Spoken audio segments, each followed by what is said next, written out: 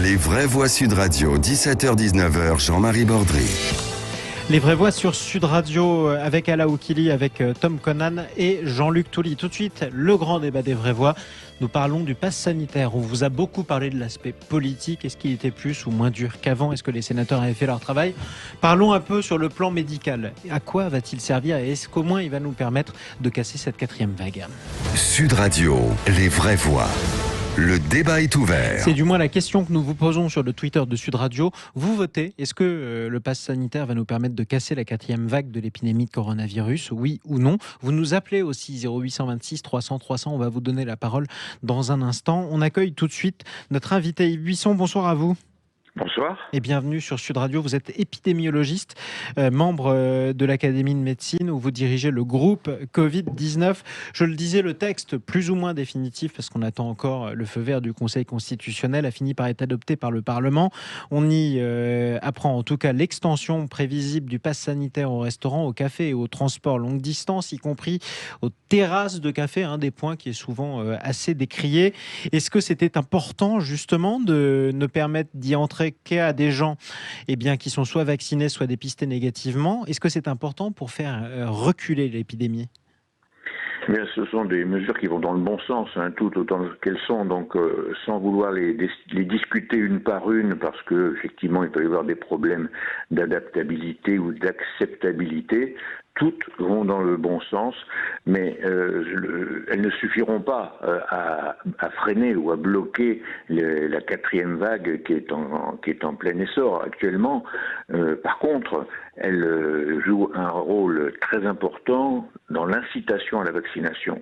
Et je crois que le véritable effet positif de ces différentes mesures d'extension du pass sanitaire, c'est de le transformer progressivement en pass vaccinal, c'est-à-dire que la plupart des gens préféreront se faire vacciner plutôt que d'avoir à se faire contrôler régulièrement. Alors, je précise aussi, vous n'êtes pas un homme politique, vous êtes un médecin, vous l'avez toujours été, c'est à ce titre d'ailleurs que vous exprimez, et au nom de l'Académie de médecine où vous êtes épidémiologiste. Si je vous comprends bien, la principale qualité du pass sanitaire, c'est de faire peur aux vaccinés en retard pour qu'ils aillent se vacciner, davantage que les restrictions précises qu'on impose par-ci par-là. Oui, mais c'est pas leur faire peur, parce que je pense les privés de restaurants. Oui, mais je crois que les gens ont peur de la Covid d'abord, parce que c'est comme une maladie qui peut tuer ou qui peut rendre gravement malade. Et certains ont peur du vaccin, pour des raisons qui sont tout à fait recevables, mais ce sont des personnes avec lesquelles on peut discuter, on peut les convaincre assez facilement que ce vaccin est bien supporté dans la quasi-totalité des cas et qu'il est très efficace. Et je crois que la peur de ne pas aller au restaurant ou de ne pas pouvoir aller au concert, c'est un inconvénient, mais je pense qu'on ne peut plus employer le terme de peur. Mais pardon, c'est quand même ce qu'on a pu constater, Yves Buisson. Quand vous regardez, juste après l'allocution du président de la République, Emmanuel Macron, le 12 juillet, qui s'est rué sur les rendez-vous, sur les plateformes de réservation pour la vaccination, ce sont souvent les jeunes, ceux qui précisément n'avaient pas très peur du Covid, parce que statistiquement, peut-être pouvez-vous nous le confirmer, ils avaient peu de chances d'y passer s'ils l'attrapaient. En revanche, les bars et les restaurants ont joué un rôle. Ils n'avaient pas peur non plus du vaccin, mais bon, ils se sentaient pas tellement concernés. Voilà. Ils se sont dit, c'est pas une maladie de jeunes, c'est plutôt les personnes adultes et âgées qui sont concernées, laissons-les passer devant. Maintenant, ils se rendent compte qu'ils sont concernés parce qu'effectivement, ils peuvent tout de même faire des formes graves, celles qui sont moins fréquentes, mais qui existent. Et surtout, le fait d'être vacciné, ça leur permet d'envisager justement de participer à toutes les activités qu'ils ont envie dont ils veulent profiter pendant l'été, ce qui est normal, les activités de groupe, les concerts, les boîtes de nuit, les restaurants, etc. Et puis aussi d'avoir une rentrée normale au mois de septembre, parce qu'on ne va pas recommencer une rentrée avec des fermetures de classes, des fermetures d'écoles, des téléenseignements, enfin tout ce qu'on a connu jusqu'à présent et qui a été quand même extrêmement délétère pour toute notre jeunesse. Notamment le couvre-feu. Notamment le couvre-feu. Je crois que dans l'ensemble, les jeunes sont pas trop difficiles à convaincre. C'est plutôt dans les adultes jeunes, ceux qui sont 30-40. Voilà, 30-40, qui soit pour des raisons politiques, soit pour des raisons idéologiques, pseudo-philosophiques et autres, refusent le vaccin par principe, ou alors refusent qu'on les oblige à quoi que ce soit. Voilà, donc l'obligation, c'est ce que nous souhaitions à l'Académie de médecine, mais on est bien conscient. Vous vouliez la vaccination obligatoire? Oui, voilà, pour tous les Français, car c'est la seule façon de sortir rapidement de cette épidémie. Maintenant, on est bien conscient qu'on ne peut pas vacciner les gens de force, chez eux ou dans la rue. Donc, on est obligé de passer par ces notions d'exigibilité vaccinale. Ouais. C'est le concept du pass. Ouais. Donc, les priver par-ci, par-là, leur rendre la vie la plus morne possible jusqu'à ce qu'ils finissent par céder pour se faire vacciner, quoi. Voilà, dès qu'on veut avoir une activité professionnelle, de loisirs, voyager, se réunir, qu'on soit obligé de présenter la preuve de sa vaccination. Autre question, juste avant de donner la parole à tous ceux qui nous écoutent sur Sud Radio et qui nous appellent au 0826 300 300 et de donner la parole à nos vraies voix, Yves Buisson, l'impression que nous avons, mais peut-être me confirmerez-vous, ou peut-être me l'infirmerez-vous plutôt, c'est que les contaminations augmentent à un rythme jamais vu, on le voit avec cette 4e vague, mais pourtant que les hospitalisations tardent à augmenter, y compris d'ailleurs en Angleterre où l'épidémie et la 4e vague est beaucoup plus avancée que chez nous. Oui, c'est vrai. On a parlé de décorrélation entre le nombre de contaminations et l'impact sur l'hospitalisation et l'entrée en réanimation. Ce que l'on a observé en Grande-Bretagne s'observe chez nous. On a quand même une montée des hospitalisations parce qu'on a quand même un taux de couverture vaccinale en France qui est inférieur à celui qui existe en Angleterre. Donc on a plus de personnes sensibles à l'infection et aux formes graves de l'infection. Donc il faut s'attendre à ce qu'on ait quand même une remontée, malheureusement, du taux d'hospitalisation et d'entrée en réanimation et de décès. Et pourtant, en Grande-Bretagne, Yves Buisson, on est à plus de 60% de population complètement vaccinée, même si c'est davantage l'AstraZeneca qui fonctionne un peu moins bien avec ce nouveau variant. On n'a pas l'impression que les hospitalisations aient explosé malgré les 40 ou 50 000 cas quotidiens qu'ils ont eu chaque jour, et ça commence à durer. Est-ce que c'est devenu comme si, à 60% de la population, finalement, on peut se permettre de laisser circuler le Covid, ça se transforme en grippe? C'est pas simplement le pourcentage brut qu'il faut considérer, c'est quelle est la population qui est vaccinée. Et je crois qu'ils ont bien vacciné, peut-être mieux que nous, l'ensemble de leurs personnes âgées et de leurs personnes présentant des comorbidités. Nous, on a encore quand même un grand nombre de personnes âgées ou vulnérables ou atteintes de ces fameuses comorbidités qui ne sont toujours pas vaccinées. Donc c'est plus que le chiffre brut de 60% versus 50%, il faut regarder qui est vacciné et qui ne l'est pas. Et surtout qui ne l'est pas. Et surtout qui ne l'est pas, justement. On parle d'1 million de personnes de plus de 75 ans pas encore vaccinées en France, juste en France. Alain Oukili. Docteur, bonsoir. Bonjour, pardon. Moi, j'ai vraiment envie de vous poser une question qui me rend un petit peu chèvre. Est-ce que vous pensez vraiment que l'argument de l'éradication de l'épidémie, ou plutôt l'objectif, parce que vous l'avez mentionné, est réaliste et plutôt au contraire contre-productif? Parce que moi j'entends qu'on doit vacciner tout le monde et bien sûr je soutiens cette mesure, mais est-ce que c'est réaliste de dire aux gens qu'on va éradiquer l'épidémie si on se vaccine tous, alors qu'on sait très bien que la spécificité de cette maladie, et comme la grippe, c'est qu'elle a des réservoirs d'animaux. Et que demain, si on vaccine tout le monde et qu'on a l'impression qu'elle a disparu, elle pourra très bien être réintroduite dans notre environnement par un vison, un pangolin, un chat, peu importe. Est-ce qu'on arrivera à s'en débarrasser définitivement? Pourquoi est-ce qu'on ne peut pas dire juste la vérité, en fait? Mais écoute, nous ne disons que la vérité, du moins celle qu'on connaît, hein, mais nous ne mentons pas. Deuxièmement, je ne veux pas que vous deveniez chèvre. Alors, on va essayer de vous dire exactement ce qu'il faut savoir. C'est que d'abord, l'éradication, on ne l'obtiendra pas. Le mot éradication, je ne l'ai pas prononcé. Éradiquer, ça veut dire qu'on supprime totalement la maladie de la surface de la Terre. Hein. Il n'y a que la variole qui a été éradiquée pour l'instant. Donc, on est loin du compte, effectivement, pour la Covid-19. Oui, mais excusez-moi, je vous coupe. La variole n'a pas de réservoir d'animaux, justement. Oui, justement, mais vous avez tout à fait raison. C'est pour ça qu'il dit qu'elle a été éradiquée. Voilà. Les animaux, certains animaux sont contaminables par le SARS-CoV-2, le virus du Covid-19, mais on a très peu de cas de retour, c'est-à-dire de contamination de l'animal vers l'homme, sauf le vison. Il y a eu les épidémies de vison qui ont donné quelques cas humains avec quelques décès. Et 18 millions de visons abattus quand même au Danemark. Exactement, oui, ce qui a permis justement d'arrêter parce qu'il y a c'était un nouveau variant qui est en train de sortir du vison.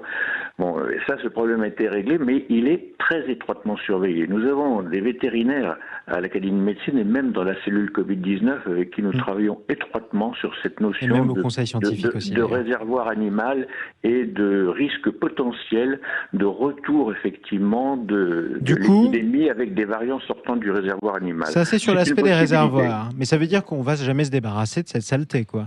Non, ça veut dire que pour l'instant, si on obtient 90% de couverture vaccinale, on aura une immunité collective qui empêchera le virus de circuler de façon épidémique. Et ça veut dire qu'il pourra circuler de façon sporadique, on ne pourra pas l'empêcher. C'est-à-dire qu'on aura sûrement des réintroductions par les voyageurs venant de pays dans lesquels ça circule plus. On aura des petits foyers épidémiques qui sont très faciles à ce moment-là à contrôler. C'est 90%, juste parce que j'ai donné la parole aussi à Jean-Luc Touly et Tom Conan, c'est 90%. Yves Buisson, c'est pas le chiffre qu'on nous proposait au début, même s'il est héroïque. On nous parlait d'une immunité collective à 60 ou 80%. Oui. Ensuite, on nous a dit le Delta. Je vais vous dire tout de suite. On a parlé de 60% avec le premier variant chinois. Après, on a eu le variant britannique qui était beaucoup plus contagieux. C'est ça. Et on s'est rendu compte qu'il fallait, pour le contrôler, une immunité collective de au moins 70-75%. Et maintenant, avec le variant Delta qui est encore beaucoup plus contagieux, il faut viser une immunité collective de 90% pour obtenir vraiment un arrêt de circulation du virus. Et c'était le sens de ma question, Yves Buisson. Qu'est-ce qui nous dit que demain, on n'aura pas un variant Oméga à 99,99% justement d'immunité collective, taux qu'on n'arrivera pas à atteindre, sauf à passer par la vaccination obligatoire et universelle de tous les Français? Oui, personne ne peut vous le dire, mais pour l'instant, on a une chance. Rien n'est impossible avec ce coronavirus, vous savez, mais on a une chance, c'est que le variant Delta reste sensible à l'immunisation vaccinale. Donc c'est pour ça qu'il faut se dépêcher d'avoir cette immunité collective qui permettra de ralentir la circulation du virus et de rendre la population moins perceptible, moins réceptive à un variant. Voilà. Que ça passe moins par elle, en tout cas. Jean-Luc Touly. Oui, j'ai une question, professeur. On peut vacciner à partir de 12 ans. Pourquoi on ne peut pas vacciner dès la naissance, comme d'autres vaccins ? C'est une très bonne question. L'épidémiologiste que je suis le souhaite. C'est-à-dire qu'effectivement, même si on vaccinait toute la population à partir de 12 ans, il resterait les moins de 12 ans chez qui le virus continuerait de circuler. Parce que le virus, lui, ne se pose pas de questions. Il circule là où il n'y a pas chez les personnes non immunisées. Donc là, pour répondre à votre question, c'est en cours. Les essais sont en cours. Il y a des essais cliniques pour valider l'utilisation des vaccins pour les moins de 12 ans. Les essais ont été faits d'abord pour les 12 à 17 ans. Ils ont été faits, ils ont été rendus et on a l'autorisation maintenant. Pour l'instant, il y a des essais pour les 6 à 12 ans, en plus pour les 2 à 6 ans et puis après même pour les 6 mois à 2 ans. Donc ce sont des essais qui sont longs parce que un peu différents dans la mesure où ils nécessiteront probablement un schéma vaccinal différent de celui qu'on utilise chez les adultes. Plus ou moins de doses. En gros, dans ces essais, on cherche à voir quoi ? 1, d'abord, est-ce que le vaccin fonctionne ? Et 2, est-ce qu'il entraîne des effets secondaires ? Voilà, c'est exactement c'est les deux critères, c'est l'efficacité et l'inocuité. Alors un enfant, c'est pas un adulte en miniature. Hein. Un enfant, un bébé, c'est un organisme qui répond très bien aux immunisations. C'est pour la raison pour laquelle on vaccine les petits à partir de l'âge de 6 mois. Voilà, 6 mois parce qu'au bout de 6 mois, ils se débarrassent des anticorps maternels et ils commencent à répondre eux-mêmes avec leur propre système immunitaire. Donc ils répondent très bien. Quand on vaccine un enfant à 6 mois, on peut lui rajouter 10 ou 20 vaccins de plus, son système immunitaire peut répondre à tout ça. Maintenant, ce qu'il faut, c'est de trouver effectivement quelle est la dose optimale. Est-ce qu'il faut 1, 2, 3 injections ? Comment ça se passe ?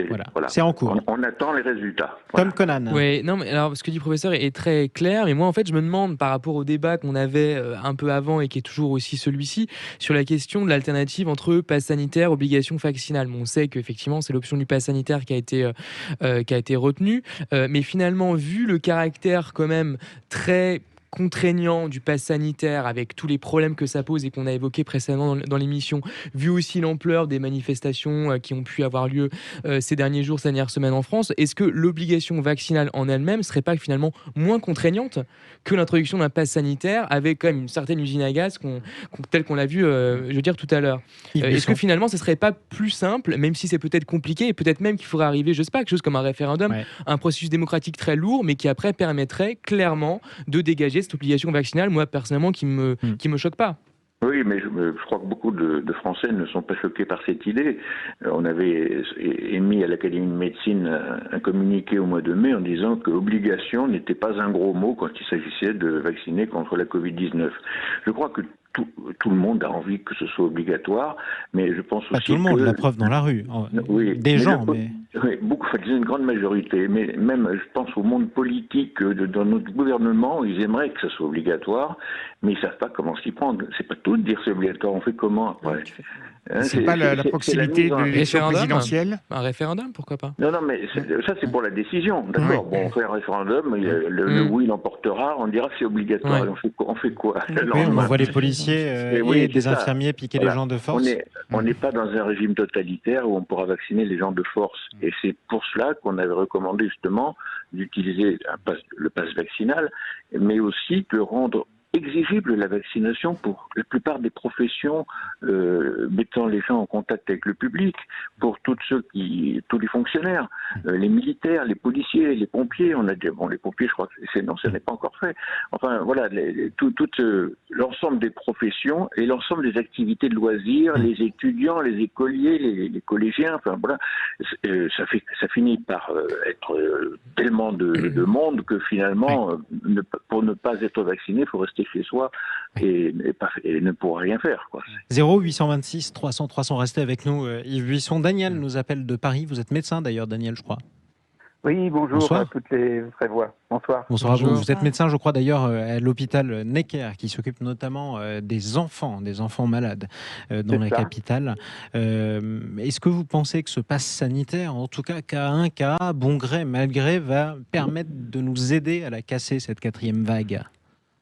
Écoutez, moi je pense effectivement que le pass sanitaire, c'était un mécanisme qui oscille entre le totalitarisme, l'obligation et de penser que le civisme individuel suffira à pousser les gens à se faire vacciner. Il fallait bien trouver une solution intermédiaire. Un compromis.